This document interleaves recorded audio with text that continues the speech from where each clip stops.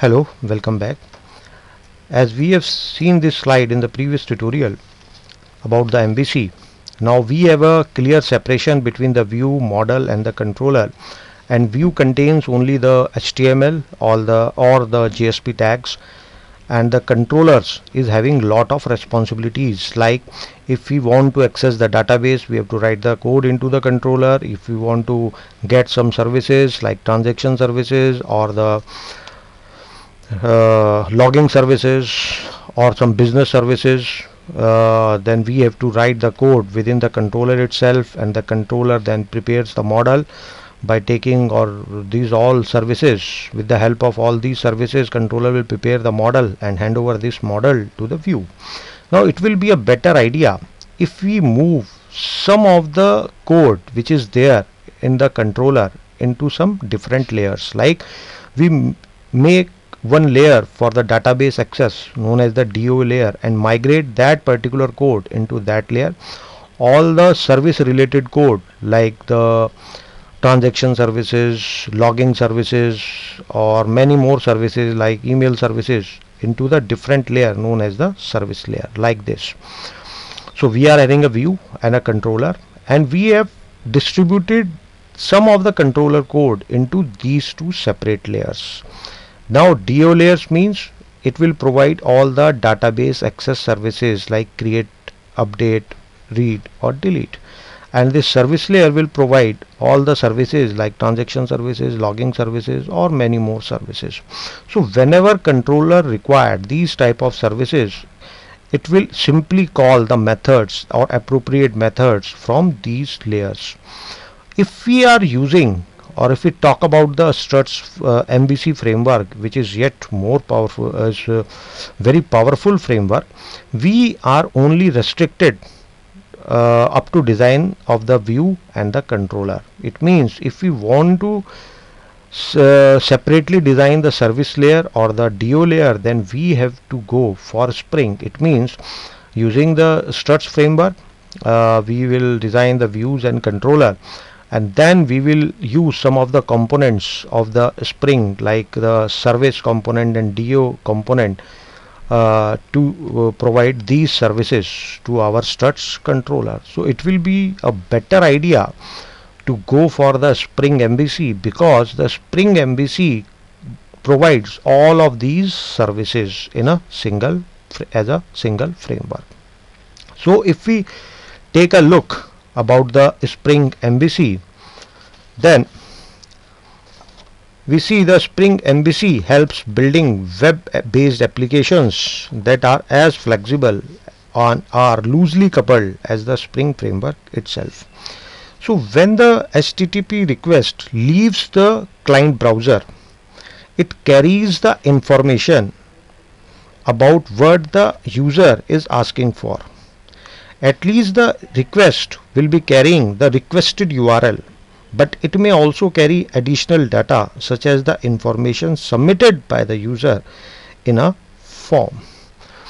So whenever the information hits the framework, then the dispatcher servlet is the centerpiece of the Spring MVC.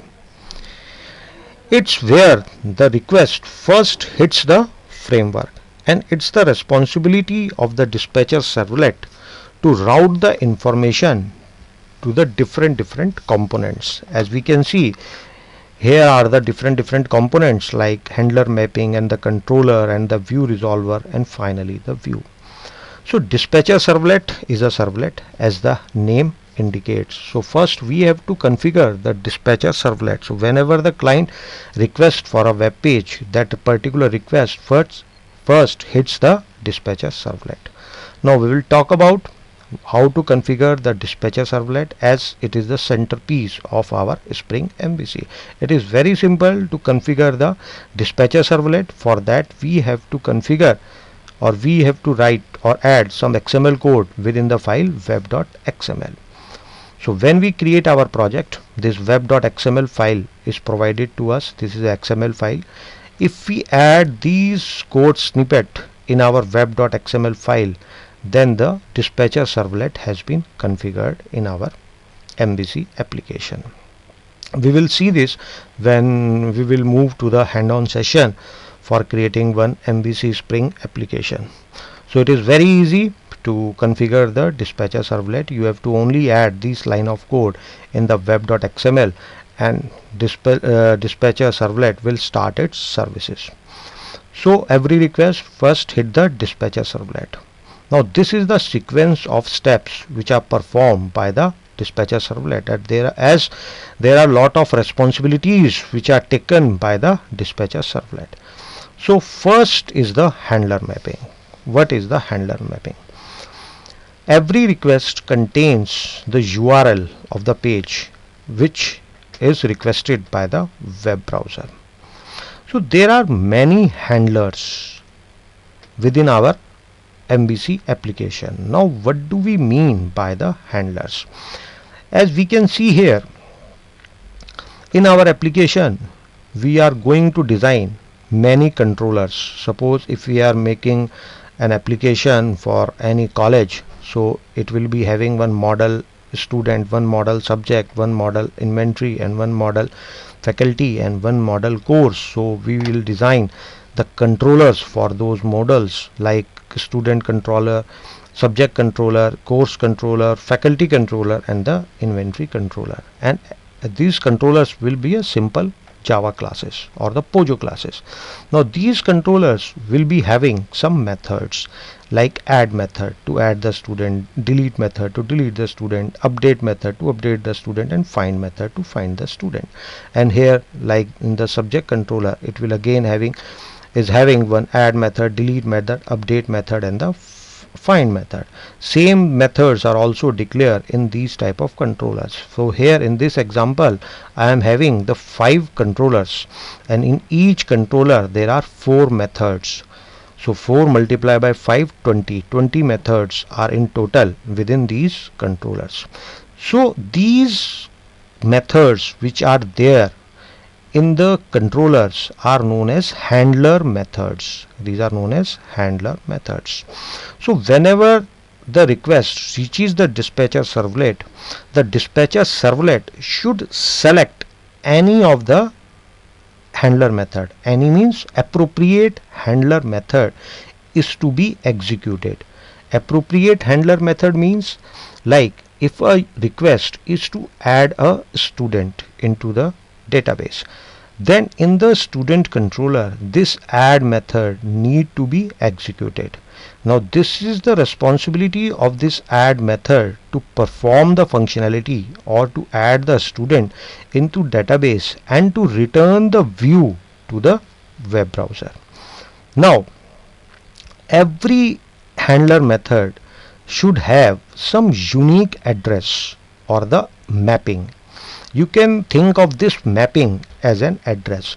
So we have used here the annotation request mapping. Request mapping means it is an address of this handler, and this should be unique, like student slash add, student slash delete, student slash update, student slash find, and here subject slash add, subject slash delete. Means your none of the controller method should now have this request mapping like student add. This should be unique. Like in the course controller, if we want to add a course, then to have a unique name for that particular handler or a method, we should write here as an handler like course add, course delete, course update, course find, and here faculty add, faculty delete, faculty update, and faculty find. Same here inventory. So these handlers should be unique. So whenever the request reaches the dispatcher servlet, it first forward this request to the handler mapping to uniquely identify which handler within the controller is to be executed. So it is having the handler mapping like student add. So the responsibility of the handler mapping is to tell the dispatcher servlet which controller contains this particular method, because all the handlers here are the unique handlers. So the request is first forwarded to the handler mapping. Now the handler mapping will be having the signature like this. This is the handler. Now dispatcher servlet knows which handler or which method in which controller is to be executed.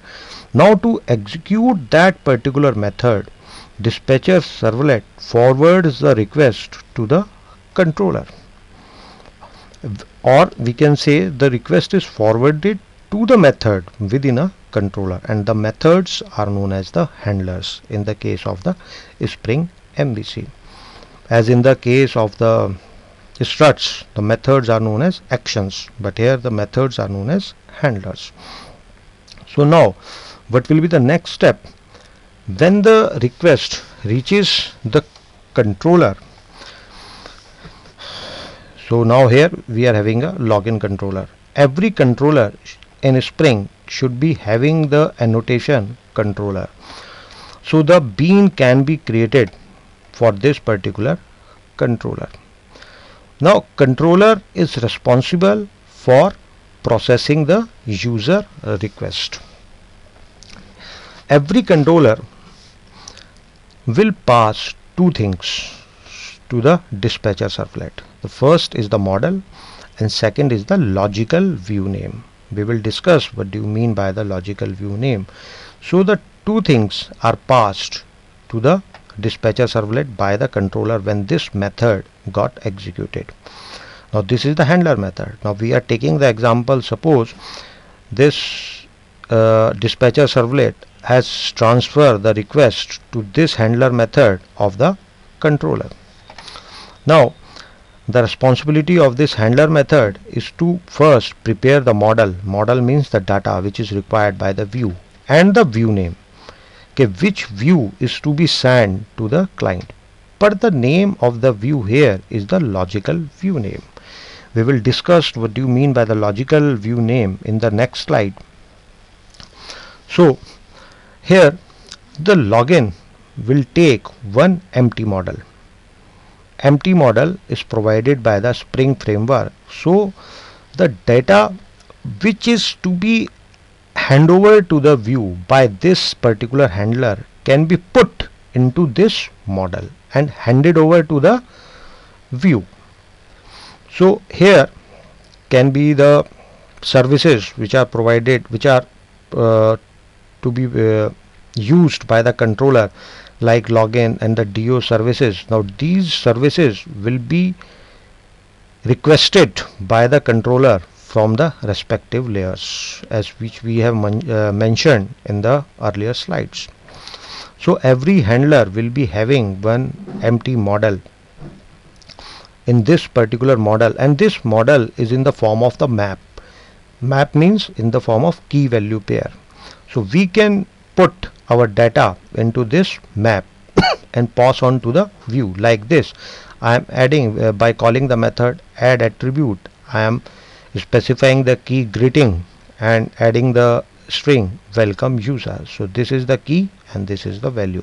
I can add as much data as per the requirement of the application into this model. So this is a model and this is the logical view name. Now as we can see, this handler is returning one string as a parameter. Now what this string return type indicates, the string will be the logical name of the view which is to be displayed at the client side. So this handler method will prepare the model and return the view name. So these are the two responsibilities of the handler, to prepare the model and return the logical view name.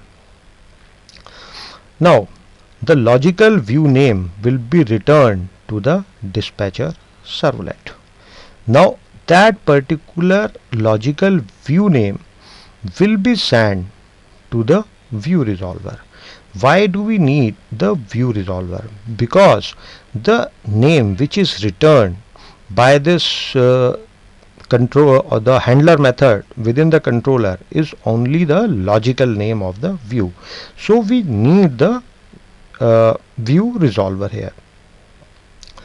Now what the view resolver does, as in the previous slide we have seen, the name of the view which was returned was welcome, and we are having all the views in our web inf directory, and in the web inf directory we have created one subfolder views, and all the views will be having .jsp as an extension. We have to create this bean in the configuration file, in the Spring configuration file, which will be we are going to create in the next video in the hands-on practice session, and we will see that we are going to add this bean into the Spring XML file, that is the configuration file. So this is having one property prefix and one property suffix. This particular bean is having two property, one is prefix and one is suffix. Prefix means these is to be added before the logical view name, and .jsp, this is suffix, is to be added after the logical view name, like webinf views. Now here the welcome will be added, which is returned by the handler method .jsp. It means our name will become webinf/views/welcome.jsp. Now this will be the complete path which is returned by the view resolver. So why do we need this view resolver at all? Since the views can be designed in any of the technology like JSP, or we can also use other technologies like ThemeWorks, etc., to create the views. So to keep those technologies independent from the controller, we need this view resolvers, because only the logical name of the views are returned. Now you can use any of the technology to design the view, because these prefix will be added before the logical view name, and this suffix will be added after the logical view name. So we again come to this particular architectural diagram. So the dispatcher servlet first find the handler with the help of this handler mapping, then the request is forwarded to the controller. Controller executes the handler method and return the logical view name and the model. Two things are returned by the controller. Then this dispatcher servlet will pass the logical view name to the view resolver. Then the view resolver returns the exact view name to the dispatcher servlet. Now dispatcher servlet has both the things. It is having a model and it is having a view. Now these two parameters or these two things are passed to the view name, which is returned by the view resolver. So this view is invoked, and model which is returned by the controller is passed on to the view, and this view is sent to the client browser. So this was the complete architecture of the Spring framework. In the next video tutorial we will create one small Spring MVC application which will display the greeting message at the client browser, and we will first configure the dispatcher servlet, design the handlers, design the controllers, design the view resolver, and finally get the view displayed on the client side. Okay, bye for now, good day.